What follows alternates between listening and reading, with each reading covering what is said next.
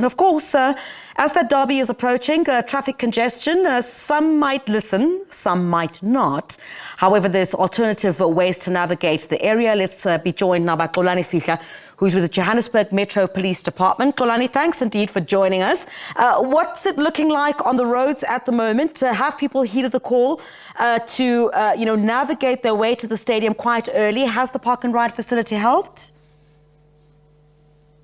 Good morning to you, Criselda. Let me also take the opportunity to greet the viewers. Definitely, I see spectators are heeding to the call, coming to the stadium early.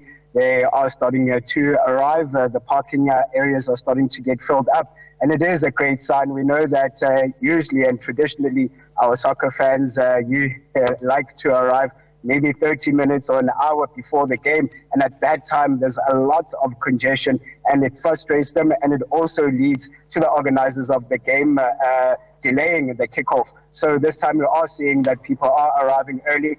And if anyone is watching this at home and you are going to the stadium, I think it is about time for you to do so. The gates open at 11:30. Activations at the stadium throughout the day is for you to settle in and find your seat as well. But when it does come to the traffic management for the day, we know we've got a couple of road closures around the FNB Stadium precinct.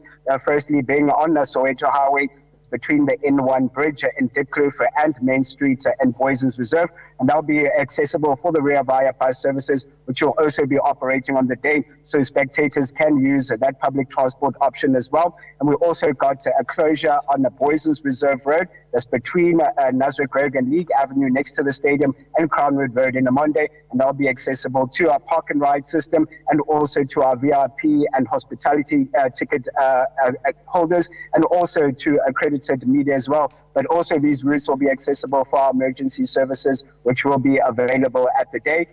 Contraflow traffic management system has been put in place on Nasrec Road, and we'll see additional lanes being added so that we can add more vehicles coming into the stadium and get them to park quickly. And of course, when leaving the stadium after the game, that we flush them out as quick as possible.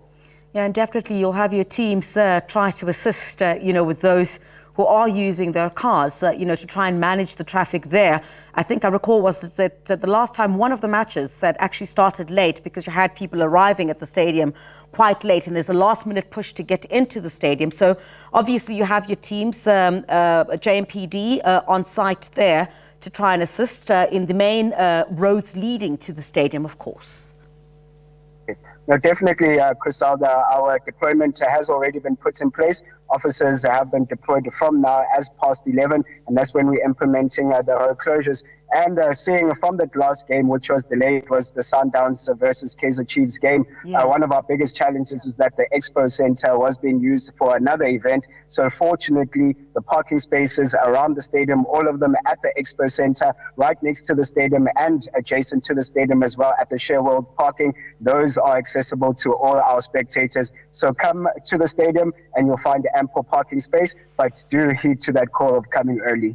All right, Xolani, thank you very much indeed. We do appreciate your efforts there and your time, of course, on the program. Thank you very much indeed. JMPD spokesperson Xolani Fihla monitoring the situation at FNB for that much anticipated clash between Orlando Pirates and Kaizer Chiefs.